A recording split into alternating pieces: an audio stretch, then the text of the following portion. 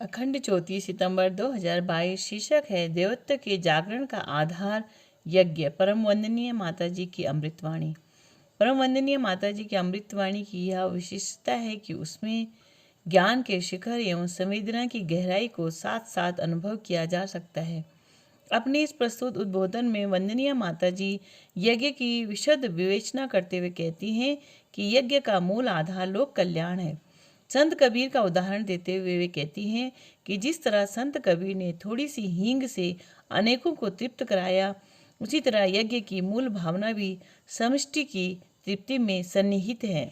इसके साथ ही वंदनीय माता जी यज्ञ को देवत्व के जागरण का मूल आधार घोषित करती हैं। वे कहती हैं कि यज्ञ वस्तु स्थिति में एक ऐसी प्रक्रिया है जिसके माध्यम से समाज तंत्र में एक समग्र एवं सम्यक परिवर्तन संभव है। आइए हृदयंगम करते हैं उनके अमृतवाणी को, जो नागपुर अश्वमेघ यज्ञ में निश्रित हुई। क्या है यज्ञ? गायत्री मंत्र हमारे साथ साथ। ओम भूर्भुवः स्वः तत्सवितुर्वरेण्यं भर्गो देवस्य धीमहि धियो यो नः प्रचोदयात्। बेटियों, आत्म प्रज्ञा परिजनों, यह नगरी संतों सुधारकों की है। मैं उन्हें नमन करती हूँ।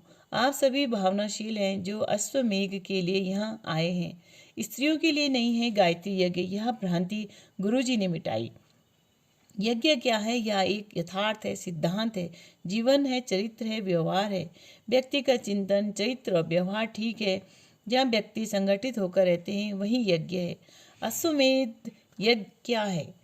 अश्व जैसी पाश्विक प्रवृत्तियाँ जो लगाम लगने पर भी नहीं रुकती, उन्हें यज्ञ कुंड में होम देना ही अश्वमेध यज्ञ है। व्यक्ति को जीवंत बनाने के लिए यज्ञों की परंपरा डाली गई। कबीर को उनके गुरु ने एक चवन भेजी और कहा, इससे सभी को भोजन करा दो। कबीर ने उससे हींग खरीदी और खिचड़ी में डालकर सभी को भोजन कराया। सब तृप्त हो गए। फिर उनने गुरु को एक चवन्नी भेजी और कहा, इससे सारे संसार को भोजन करा दीजिए। उनने चवन्नी का घी गुग्गुल मंगाया और उस सामग्री से हवन कराया। उस यज्ञ से निश्चित सुगंधित प्राणवायु वृक्ष, वनस्पतियों, पशु पक्षियों, मनुष्यों में संचरित हो गई। श्वास सभी लेते हैं। श्वास मार्ग में प्रविष्ट होकर वह यज्ञ ऊर्जा सभी के रोम रोम में समाहित हो गई। यह तो था कबीर का यज्ञ। महायज्ञों की परंपरा को जिस जीवंत महापुरुष ने आगे बढ़ाया, हर व्यक्ति को प्रेरणा दी, उसके मूल में गुरुदेव की प्रेरणा रही है। मेरे सामने जो समुदाय देव परिवार बैठा हुआ है, उनमें ब्राह्मणत्व पैदा किया जाए, यही सोचा पूज्यवर ने। गुरुदेव सच्चे ब्राह्मण थे, वर्ण से ही नहीं कर्म से भी।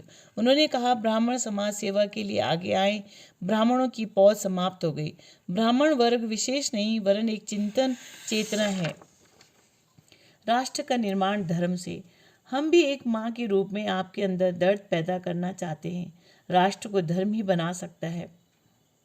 यदि वह कायरों का नहीं हो तो पंथ नहीं। यज्ञ में आहुति डालने का अर्थ है कर्मों की सुगंधि फैलाना। भगवान राम ने 100 अश्वमेघ यज्ञ किए थे। बाहु ने 60 और पृथु ने 100 अश्वमेध किए थे। उसी श्रृंखला में इन वाजपेयी यज्ञों, ज्ञान यज्ञों को, अश्वमेधिक प्रयोगों को सम्मिलित किया गया है। भावना से व्यक्ति बदला जा सकता है, अनुशासन से नहीं। एक बार श्री चन्ना रेड्डी से गुरुदेव ने कहा था कि आप शासन कर सकते हैं पर धर्म तंत्र भावना दे सकता है। शासन तंत्र आरोपित करता है पर भावना नहीं दे सकता। शासन यदि पैसा ले लेगा तो बैलगाड़ी से जाकर हम जन जन को जगाएंगे। शांति कुंज कार्यकर्ताओं की टकसाल है। कार्यकर्ता गुरुजी माता जी के लाल हैं।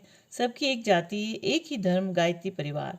जो गायत्री मंत्र कान तक एक सीमित वर्ग तक सीमित था, आज 6 करोड़ से अधिक व्यक्ति गायत्री परिवार के फॉलोवर हैं। एक माँ की सब संतान। आप सब एक ही माँ के बच्चे हैं। माँ के दूध की लाज रखना, भावनाओं का पोषण, सिद्धांतों का पोषण जरूर हमने दिया है, उसकी लाज रखना। स्वामी दयानंद ने पाखंड खंडनी पताका फहराई थी। आप भी जाना और जन जन तक गुरुदेव के विचार फैलाना। सन 1958 में संपन्न हुए मथुरा के सहस्त्र कुंड यज्ञ को जिन्होंने देखा है और उसमें भाग लिया है उसकी प्रामाणिकता को असंदिग्ध मानते हैं। संपूर्ण यज्ञ जड़ी बूटियों से निर्मित हवन सामग्री से संपन्न हुआ था। उसमें श्री अनंत शयन एवं गोविंद वल्लभ पंत जी जैसे प्रामाणिक व्यक्तियों ने भाग लिया और यज्ञ किया था। ऋषि बनाने का मंत्र। गायत्री मंत्र का ही प्रतिफल था कि विश्वामित्र वशिष्ठ ऋषि बने। महर्षि वशिष्ठ के पास कामधेनु नंदिनी गाय थी। सावित्री, सविता और गायत्री के ज्ञाता थे वे। विश्वामित्र ने उनसे पराजित होने के पश्चात कहा था, धिक् बलम क्षत्रिय बलम ब्रह्म तेजो बलम बलम। शक्ति के प्रयोग से नहीं, भावना से भगवान को पाया जा सकता है। नागपुर का अभी यह 11वां अश्वमेध यज्ञ है। अभी हमें 108 अश्वमेध करने हैं।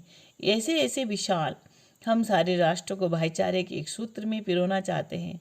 मजहब के नाम पर आज जो बिखराव दिखाई देता है उसे एकता के सूत्र में बांधना चाहते हैं। कोई भी धर्म बंटवारा नहीं सिखाता, मानवता की सेवा ही धर्म है। हमने भी कहा है, एक बनेंगे नेक बनेंगे। हम राजनीति से परे हैं, न हम किसी मजहब से हैं और न राजनीति से जुड़े हैं। ठोस व्यक्तित्व उभर कर आए, उसी के लिए गायत्री परिवार का गठन हुआ है, पद लिप्सा की आकांक्षा से नहीं। प्रयत्न करने पर आप भी विवेकानंद और निवेदिता बन सकते हैं। नारी जागरण का कार्य पूज्य गुरुदेव ने किया है। पर्दा प्रथा, घूंघट को मिटाया है। माया वर्मा और जयपुर के पास बिजौली की रानी के उदाहरण सामने हैं, जिन्होंने घूंघट के पट खोलकर मर्दों की तरह काम करना शुरू किया। सबला बनी और वह सब करके दिखा दिया जिससे अभी पुरुषों का अधिकार समझा जाता था। यज्ञ से देवत्व का जागरण। यज्ञ की प्रतिक्रिया देवत्व के जागरण के रूप में होती है। जिनके अंदर देवत्व नहीं है वे भी प्रेरणा ले। हर वर्ग जाति के नगरवासी सभी इसमें भाग लें और धोती पहनकर आ जाएं। यह यज्ञ कल कारखानों के प्रदूषण से लेकर मानसिक प्रदूषण तक को ठीक करने के लिए है। अकेले दिल्ली में 90 लाख में से 20 लाख व्यक्ति टीबी के मरीज हैं। यज्ञ से वातावरण संशोधन से लेकर स्वास्थ्य संरक्षण तक की प्रक्रिया शास्त्र संगत विधि सम्मत है। कर्म कांडों विधि विधानों का अपना महत्व है, परंतु यज्ञ उसे जीवंत बनाता है। कर्ता का चरित्र एवं व्यक्तित्व उसमें महत्व रखता है। दशरथ की पुत्रेष्टि यज्ञ वशिष्ठ ने नहीं, श्रृंगी ऋषि ने संपन्न कराया था। विधि विधानों के साथ व्यक्तित्व की श्रेष्ठता नितांत आवश्यक है। ऐसे ही व्यक्ति तपापूत कहलाते हैं और उनके द्वारा संपन्न किए गए कृत्य विशिष्ट फल प्रदान करते हैं। शेष तो कुमार पर ले जाने का ही प्रयत्न करते हैं और स्वयं कुमारगामी बनते हैं। यहाँ भी वे ही यज्ञ संपन्न कराएंगे जो अपने जीवन में चैत्र निष्ठा को उतार चुके हैं। श्रृंगी ऋषि ने उस यज्ञ में चरु के खीर के 3 भाग किए थे, जिससे तीनों रानियों से राम, भरत, लक्ष्मण और शत्रुघ्न पैदा हुए थे। समाज के परिवर्तन का आधार। इस उपराजधानी में एक से बढ़कर एक व्यक्तित्व भरे पड़े हैं। सारे महाराष्ट्र में हमारे जो मुट्ठी भर कार्यकर्ता हैं, जिन्हें अपनी प्रामाणिकता सिद्ध करनी है और अपने अनुकरणीय व्यक्तित्व के माध्यम से जन जन को अपना बनाना है। राजनीति से नहीं करनी है। समाज तंत्र का परिवर्तन राजगद्दी पर बैठकर नहीं, वरन जमीन पर जाकर सेवा के माध्यम से किया जाता है। हम अपने परिजनों से कहेंगे कि राजनीति से दूर रहना। जो खड़ा होगा वह 100% जीत जाएगा, पर उससे तो अच्छा आप हमारा काम कीजिए, मिशन का काम कीजिए, भगवान का काम कीजिए। हम आपको अपनी छाती से लगा कर रखेंगे। अश्वमेध हमें प्यार से गले लगाना सिखाता है। नारी कल की कर्णधार है।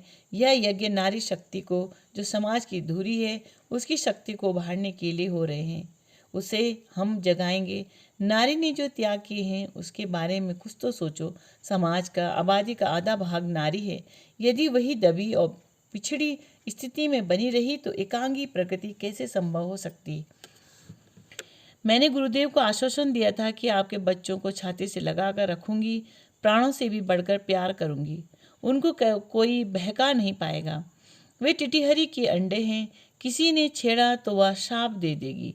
पूर्व काल की तरह। पूर्व काल में जब समुद्र टिटिहरी के अंडों को बहा ले गया था तो अगस्त्य ऋषि सहयोगी बनकर आए थे और समुद्र के पानी को चुल्लू में भरकर सोख लिया था।